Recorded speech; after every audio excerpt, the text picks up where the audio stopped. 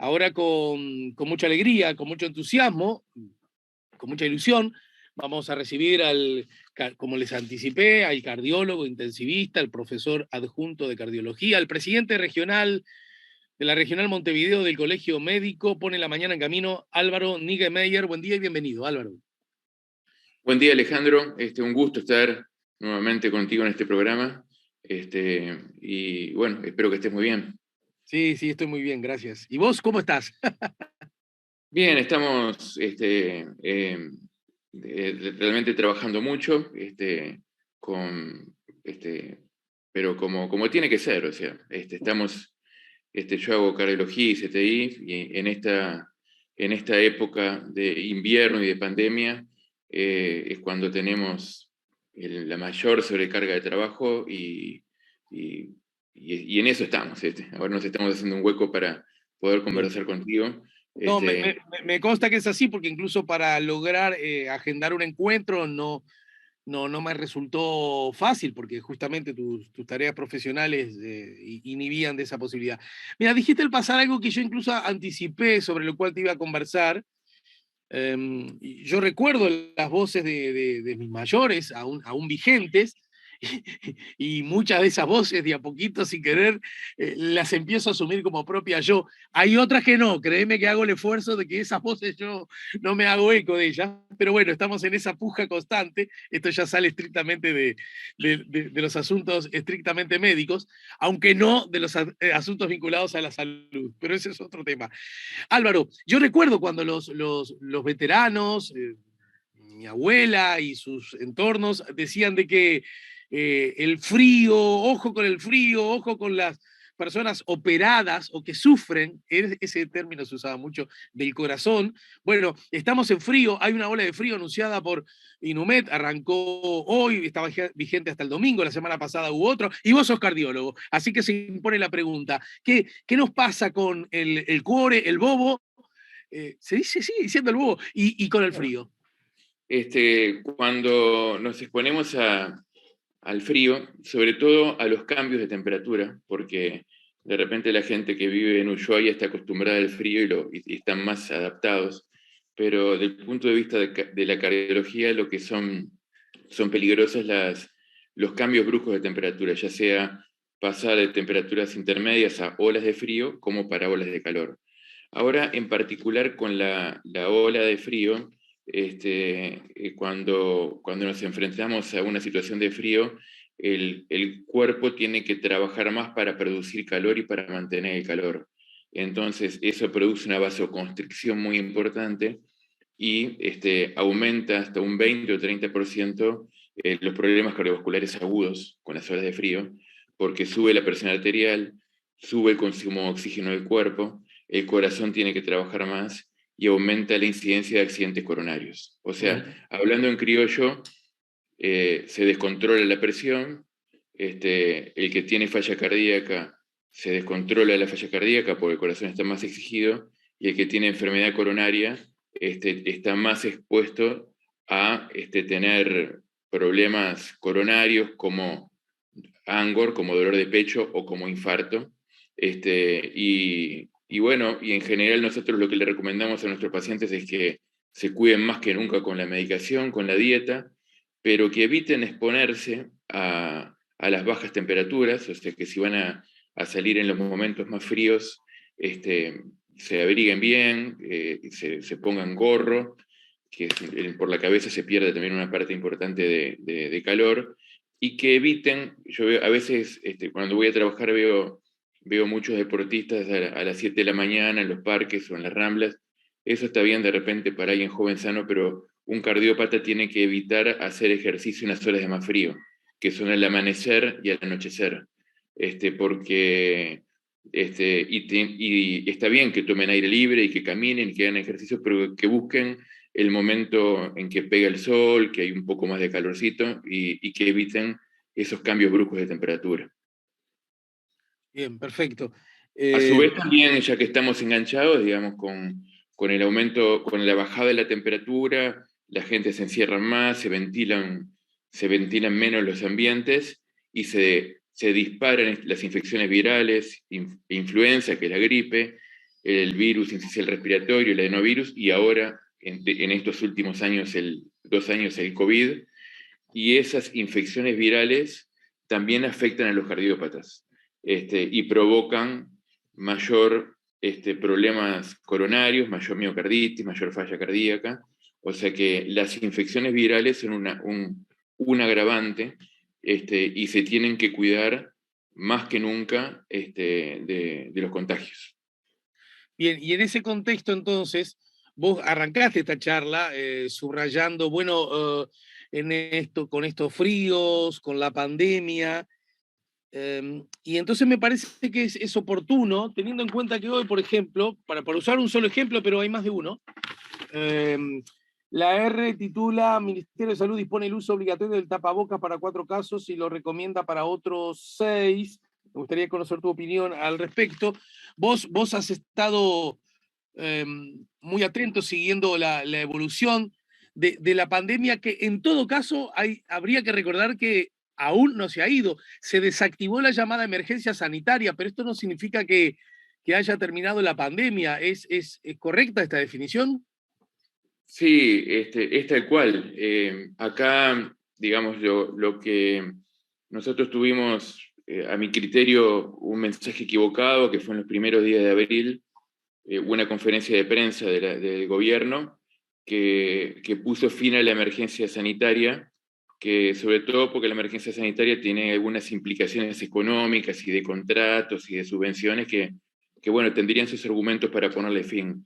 Pero se mezcló con ese tema el uso de tapabocas, entonces también eliminaron la obligatoriedad de tapabocas en los lugares públicos, con lo cual se mandó un mensaje ilusorio, se mandó un falso mensaje de que esto había terminado. Eso dio una falsa sensación de seguridad y fue una lástima porque nosotros ya estábamos acostumbrados a usar el tapabocas. Uno veía a los chicos que cuando se subían a un ómnibus automáticamente se lo colocaban, y a veces incluso cuando se bajaban hasta estaban tan acostumbrados que se olvidaban de sacarlo. Entonces fue una lástima haber perdido eso y haber entreverado a la población con un mensaje malo, porque ya en ese momento, en abril, Omicron 2 estaba generando una ola en Estados Unidos y en Europa, y ya sabemos que como se ha comportado esta pandemia, que aparece una subvariante, pega en Estados Unidos o en Europa, y al mes está en Uruguay. Ya desde los primeros días de mayo estamos viviendo el inicio de una tercera ola por Omicron en Uruguay, que ha sido desconocida por el gobierno, que ha sido subestimada. Ha sido subestimada, primero que nada, por números que informados semanalmente, que son irreales, no porque mientan con los números, sino A ver, a ver. porque claro, porque no se hisopa más, porque hasta que mientras había emergencia sanitaria, los prestadores, las mutualistas, cobraban dinero y ganaban mucho dinero por hacer los hisopados. Ahora ya no se les paga por los hisopados, entonces se restringió mucho el hisopado. Y si alguien tiene 30 años y es sano y llama a una emergencia móvil por un cuadro que puede ser un COVID, le dicen: quédate en tu casa 5 días, y no lo hisopan.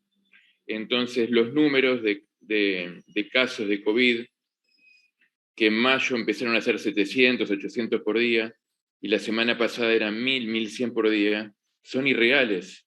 Por lo menos debe haber 10 veces más por día, porque se hisopan solo los que son de riesgo, o los que tienen un contacto demostrado con COVID, o los que son personal de salud, o los que son presidente de la República.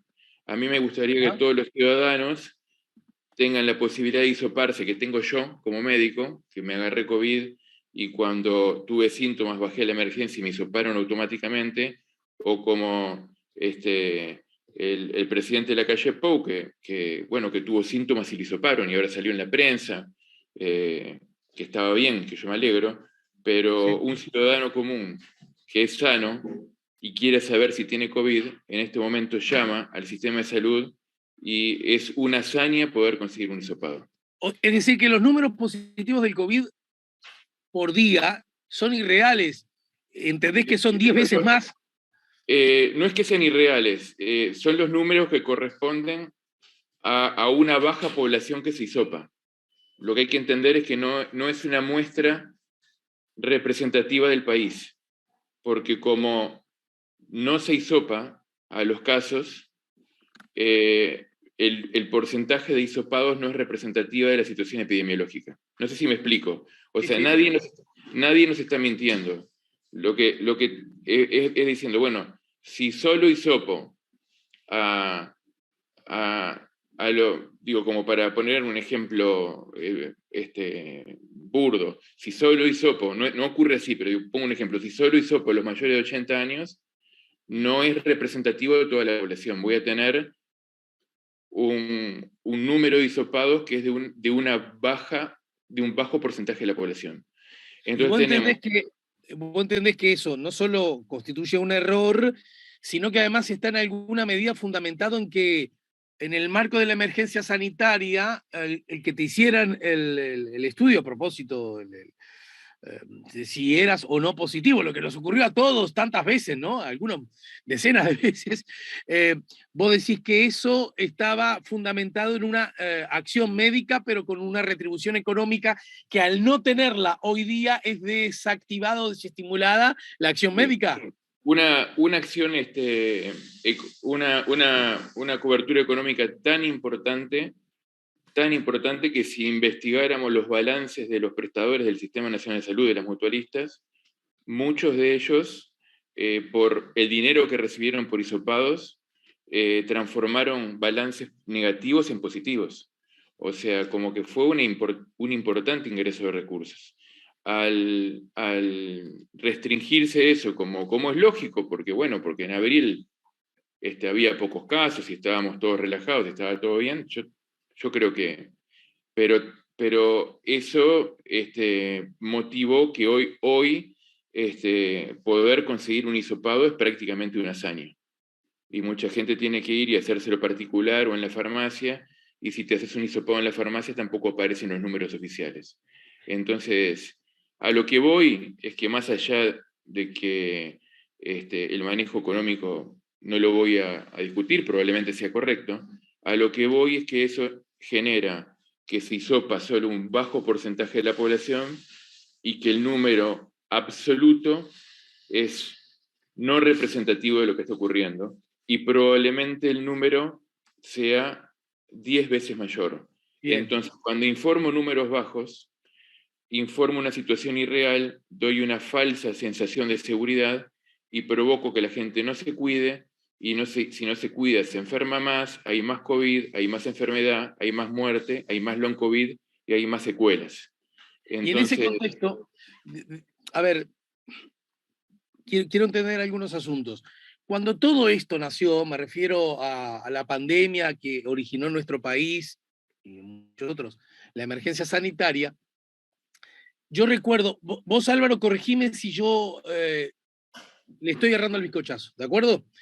Yo recuerdo que el argumento de peso que desde el sentido común se entendía era, bueno, de pronto lo que nosotros tenemos que evitar es que en la medida que nos contagiemos muchos, demasiados y a la vez, corramos el riesgo, porque todavía no tenemos vacunas disponibles, de que nos enfermemos seriamente, gravemente, que exijamos al sistema de salud y que provoquemos que personas puedan perder la vida, ya no solo por la gravedad de la enfermedad, sino porque no fueron atendidos adecuadamente o, como en algún momento, en algún sitio ocurrió, ni siquiera se les atendió porque había que elegir porque el sistema de salud no daba a más. ¿Hasta ahí voy bien? Perfecto, sí. En ese contexto, uno de los actores que mediante el avance científico, trabajando a contrarreloj, generó y puso arriba de la mesa, después vamos a ver si lo puso con justicia, con democracia, con eficiencia, esa es otra charla, son las distintas vacunas, que desde mi perspectiva, hay gente que lo niega, ¿no? Desde mi perspectiva, inexorablemente jugaron a favor en la lógica de la gravedad de la enfermedad. No en la lógica de que no te pudieras enfermar, muchos, aún vacunados, se han enfermado, pero es notorio que el número de personas muertas vacunadas descendió evidentemente. La pregunta es, ¿no será en ese contexto que bajamos la guardia, no porque hayamos creído que esto ya no existe, sino porque creemos que, aunque existe, para decirlo groseramente, no nos mata? Sí, yo creo que es correcto lo que decís. Me parece que bajamos la guardia por varios motivos. El primero es porque estamos cansados. O sea, llevamos 2 años de pandemia y bueno, realmente estamos cansados y requerimos juntarnos, abrazarnos, reunirnos, o sea, porque es parte de la naturaleza del ser humano. En segundo lugar, porque las olas de COVID son así, son olas. Las olas suben y bajan. Entonces, es como que venga un tsunami y yo te digo, no hagas nada porque va a pasar. Sí, lógico que va a pasar. El problema es cuánto daño deja, ¿no? Entonces, muchas veces el gobierno decía, bueno, esto va a pasar. Sí, ya sabemos que va a pasar. Pero, por ejemplo, la Delta pasó luego de que Uruguay estuvo número 1 en el mundo en número de muertos por 100.000 habitantes. Sí. Entonces, bajamos la guardia, pues estamos cansados, bajamos la guardia porque de verdad la ola había bajado, bajamos la guardia porque las vacunas protegen, las vacunas fueron muy buenas, Sinovac fue muy buena, bajó enormemente la cantidad de enfermos graves, como médicos lo vimos ya a las 2 semanas de la segunda dosis, o sea, a las 6 semanas de haber empezado a vacunar, notamos una brutal mejoría y una disminución de los enfermos graves en CTI, y luego vino Pfizer que mejoró aún más la situación inmunológica, pero lo que ocurre es que los humanos, digamos, estamos cansados, bajamos la guardia, como decía algún autor muy conocido, capitulamos, y el virus sigue evolucionando, sigue generando variantes y subvariantes que son cada vez más contagiosas y que cada vez escapan más al sistema inmune, ya sea a la inmunidad propia de los que ya tuvieron COVID, como a la inmunidad adquirida por las vacunas. Entonces, ahí te quiero destacar 2 aspectos. Por ejemplo, Delta, que fue la que causó estragos en Uruguay, después de Delta vino Omicron. Omicron era 3 veces más contagiosa que Delta. O sea, Delta generó saturación del CTI, pero Omicron generó, como nos contagiamos mucho, saturación del primer nivel de atención, y ahí no lograbas acceder a un médico por una apendicitis, porque no había dónde ir. Eso fue en enero y febrero. Después viene Omicron 2, que es un 25-30% más contagioso que Omicron. Y ahora probablemente esté, porque ya en Estados Unidos es la predominante, es la 2.12.1, que es 30% más contagiosa que Omicron. No más virulenta, pero sí más contagiosa. Entonces nos estamos encontrando con un enemigo, con un virus que va mutando, no porque las vacunas sean malas, sino porque él va evolucionando y que es cada vez más contagioso. Y entonces esto ha hecho que las vacunas, que inicialmente eran un 95% efectivas, ahora son un 80% efectivas y que requieren refuerzos. Entonces la gente se cansó, mucha gente se dio 2 dosis y no se dio la tercera. Date cuenta que Uruguay tiene un 50 y algo por ciento, 55% creo, con 2 dosis, perdón, un 85% con 2 dosis, un éxito, pero solo un 53% con 3 dosis y solo un 15% con 4 dosis. O sea, capitulamos, abandonamos el tapaboca, el distanciamiento y dejamos de vacunarnos. No es mi caso que tengo 4 dosis, pero Entonces tenemos un virus más contagioso, con más escape inmune, con unas vacunas que van perdiendo efectividad, que sigue siendo altamente efectiva con el tiempo, y con una autoridad sanitaria que yo no sé si es porque no se dieron cuenta o por algún motivo político no quisieron reconocer, cuando empezó la tercera ola por Omicron 2 en mayo, que ya veíamos un enorme aumento de casos, la ignoraron, dieron números que subestimaban el número de casos, y ahora estamos con muchísimos contagios. Date cuenta que yo ayer estaba hablando con una colega que estaba evaluando gente que se hace un hisopado para irse a operar de otra cosa, y la mitad de los pacientes estaban dando positivos para COVID. La mitad. Eso habla de una circulación viral brutal. Y Es decir, entonces, que hubo... pero déjame terminar la idea. Entonces, cuando tenemos el COVID por todos lados, ¿a quién le pega? ¿A quién hay que proteger?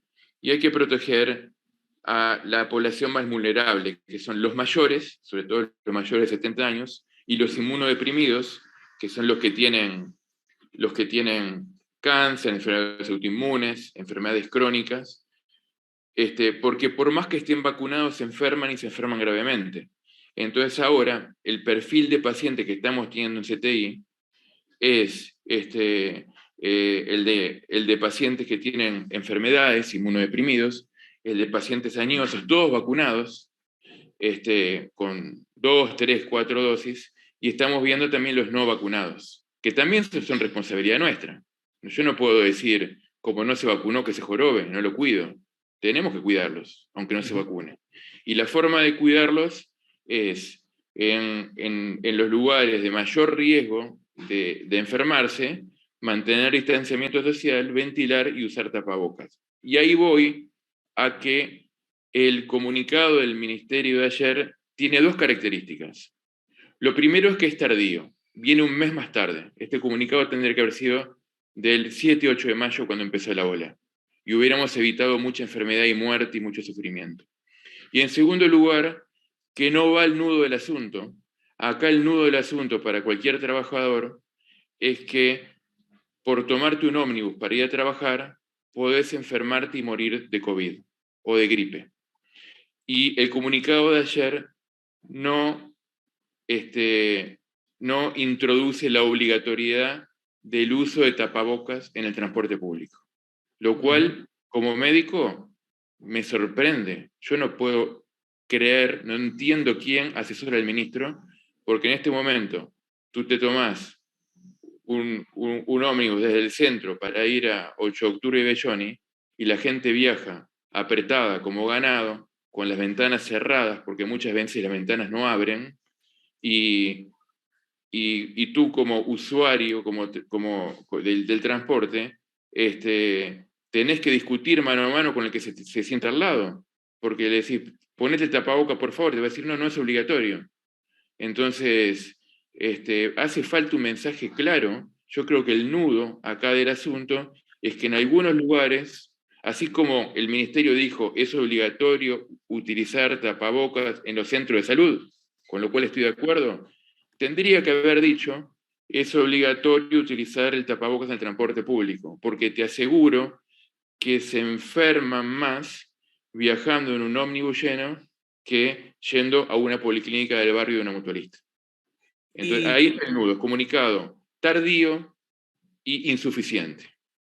¿Y por qué crees que esto que luce tan obvio desde tu perspectiva no luce con tanta obviedad desde la perspectiva de los colegas médicos tuyos que están en órbitas del gobierno? ¿Me lo contestás luego de una brevísima pausa? Sí, por supuesto. Estamos poniendo la mañana en camino, estamos en el 98.7, estamos conversando con el médico Álvaro Niggemeier. Preguntas, comentarios, opiniones llegan a través del WhatsApp 099-894-987 y también a través de nuestro canal YouTube La Mañana en Camino, canal al que como siempre pedimos que se suscriban.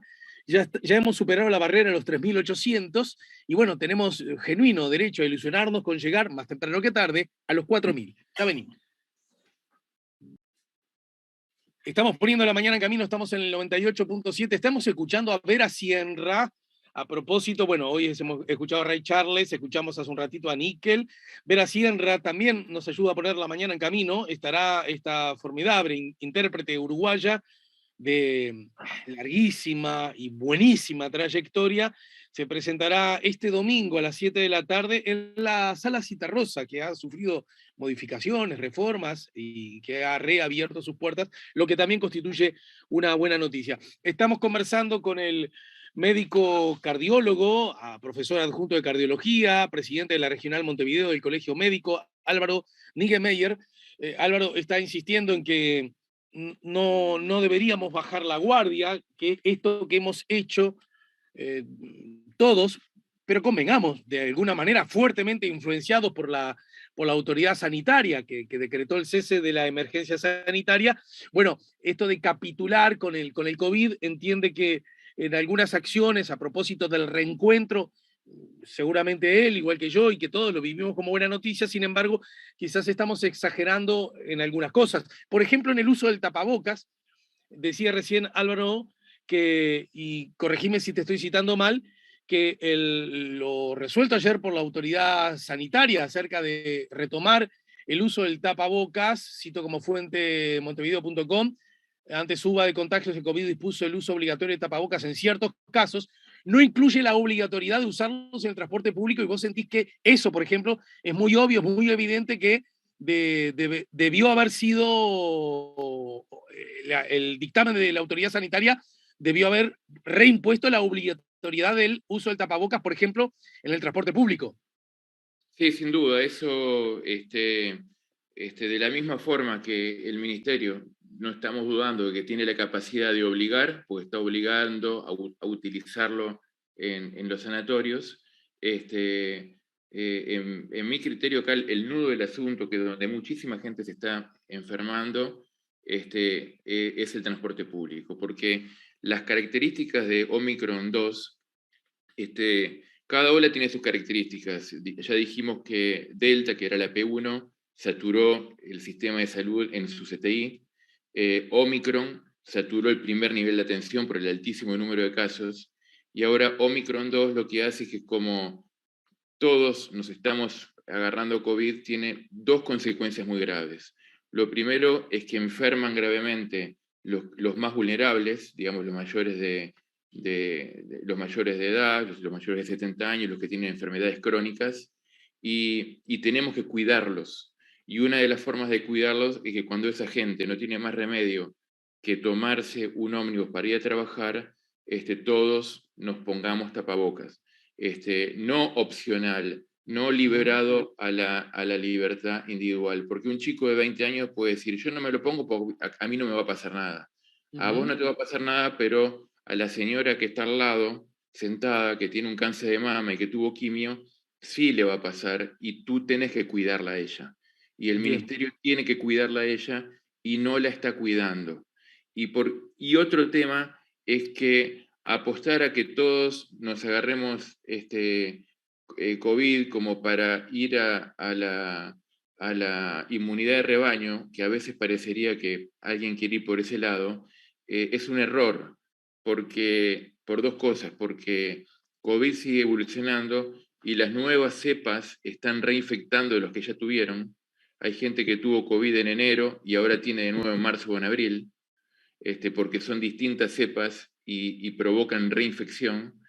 Y por otro lado, el haber tenido COVID, aunque sea leve, te expone a las secuelas de COVID, que es lo que se llama long COVID, que es la persistencia de síntomas luego de 12 semanas de haber tenido COVID.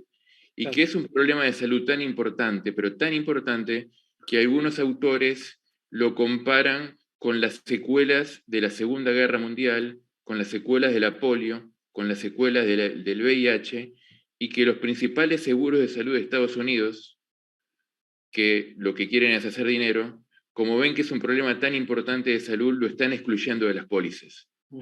Entonces, el camino de vamos a enfermarnos todos para quedar inmunes es un mal camino porque nos vamos a seguir enfermando, porque los más vulnerables van a enfermar gravemente y van a morir, y porque por más que tengamos un cuadro leve, quedamos expuestos a tener un COVID prolongado o long COVID. De todas maneras, la idea de la inmunidad de rebaño no es algo que explícitamente esté buscado o recomendado, ¿no es cierto? No, para nada, pero a veces parecería que cuando uno Bien, mira atrás del telón, parecería que hay alguien que quiere eso, porque Álvaro, parecería, no sé, yo me puedo equivocar. Ahora, ¿por qué? Que tú me habías preguntado antes de la tanda, ¿qué pasa? ¿Por qué no se puso el tapabocas obligatorio en el transporte? A mí lo que me parece es que hay algo que los médicos estamos acostumbrados y que los políticos no. Los médicos estamos acostumbrados al error. Nosotros, como la biología no es una ciencia exacta, a veces hacemos un tratamiento, aplicamos una estrategia y no funciona bien, entonces rápidamente la evaluamos y la modificamos y la cambiamos para mejorar el resultado. Acá en los primeros días de abril, mientras sobre todo el presidente y el Ministerio de Economía agitaban la bandera del fin de la emergencia sanitaria, que parecería que el Ministerio de Salud la agitaba tímidamente, porque no estaban muy convencidos, ahora les está costando dar marcha atrás. O sea, se embretaron con un mensaje de que no había que usar tapabocas, algún político dijo, no vamos a dar marcha atrás con esto, y ahora les cuesta dar marcha atrás, porque son políticos, porque no son médicos. Entonces, porque piensan distinto, pienso yo que la cabeza le funciona diferente, porque no hay ninguna duda de que hoy por hoy uno de los nudos del asunto es proteger a la población vulnerable en los lugares de alto riesgo de contagio de COVID. Y yo quiero tener a cualquier especialista que me diga que un 104 lleno hasta las manos, con gente parada y con las ventanas cerradas en invierno, no es un lugar de enorme peligro de agarrarse COVID. vos estás diciendo, a ver Mucho si más te sigo peligroso que bien, estar en la sala de espera de un policlínico. Mucho más a ver si te peligroso. sigo bien, Álvaro. Vos estás diciendo, en la medida que, además,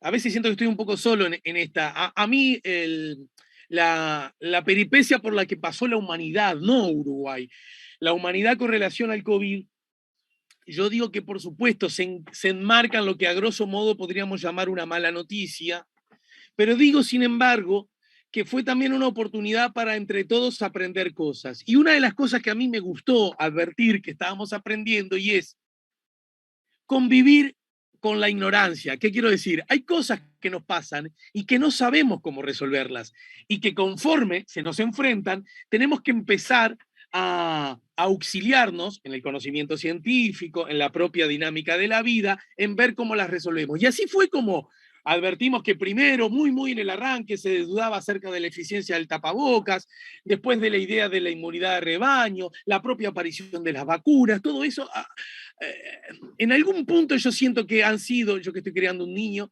eh, eh, buenas y que podían servir de enseñanza. Y una de las cosas que yo dije, me parece buenísimo, es que tengamos menos prejuicio, es decir, ¿se acuerdan lo que habíamos dicho acerca de cómo solucionar la humedad del techo? Bueno, ahora descubrimos que no era por ahí, que era de otra manera, así que aquello que dijimos ya no corre y ahora tenemos que hacer otra cosa. Eso que vos decís que los médicos tienen tan incorporado.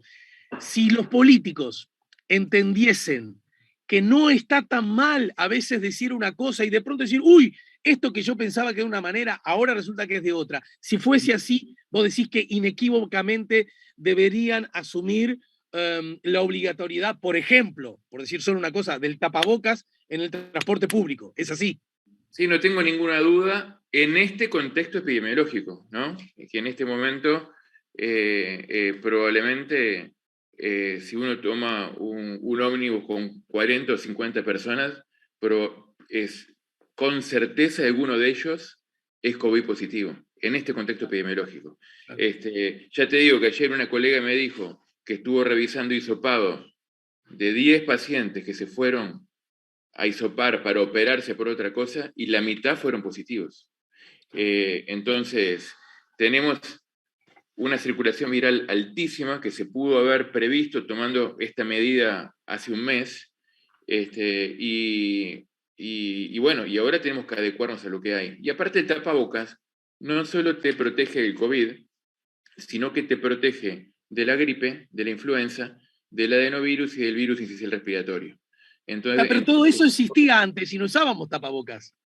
Y bueno, no usábamos tapabocas y a veces nos reíamos de los japoneses que usaban, y capaz que esta pandemia va a dejar un aprendizaje que yo creo que no va a quedar el tapabocas cuando se vaya la pandemia en forma rutinaria, pero que si uno, me imagino que está con resfrío, con tos y estornudos, calculo que muchos de nosotros, una vez pasada la pandemia, vamos a ser como los japoneses, que si estamos resfriados nos vamos a poner un tapabocas para cuidar al de al lado.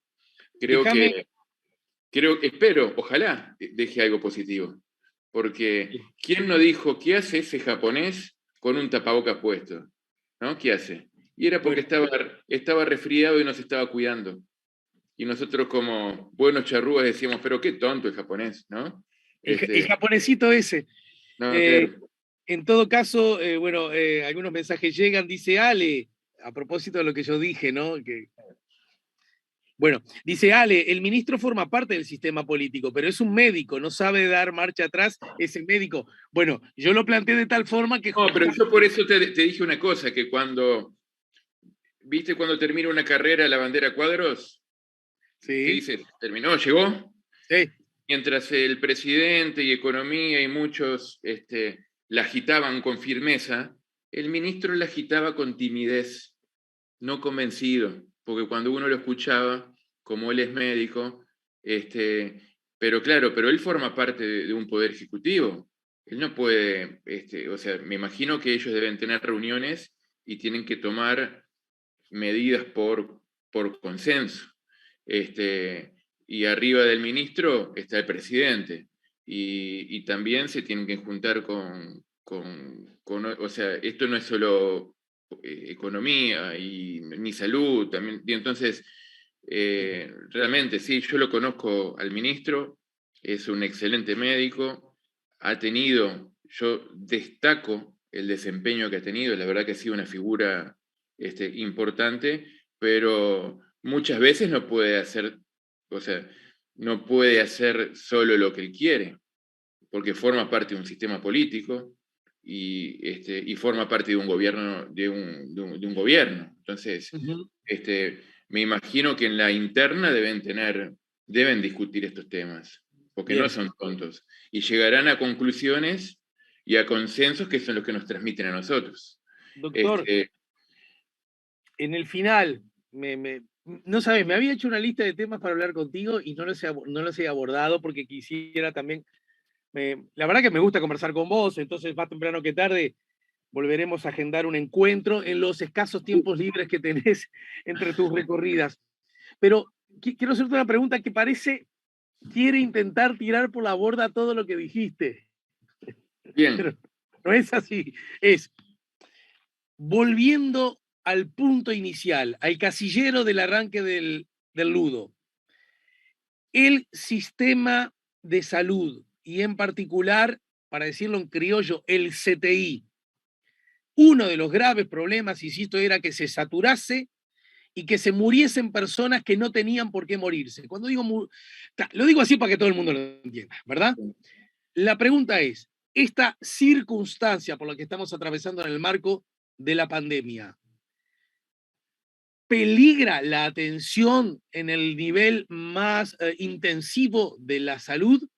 Es decir, hay personas, porque es muy probable, como dijiste vos, que si vamos al ómnibus, el que esté al lado nuestro tenga. Y si no es el que está al lado nuestro, a lo mejor lo tengo yo y todavía no lo sé.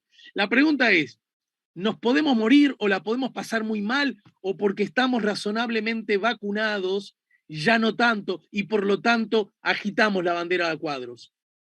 Bueno, yo creo que la respuesta es que el sistema de salud en este momento está sólido, que las camas de CTI tienen más o menos un 70% de ocupación, así que tenemos mucho margen, que la mitad son cuadros respiratorios, que si bien los más vulnerables se están enfermando gravemente por COVID o por sus secuelas, como los jóvenes no están teniendo cuadros graves, salvo que no estén vacunados, no nos están ocupando las camas, así que el problema de esta ola no es saturar el CTI, ¿está? Por eso no hay que cerrar todo, sino que hay que tomar medidas para cuidar a esos más vulnerables para que no se enfermen.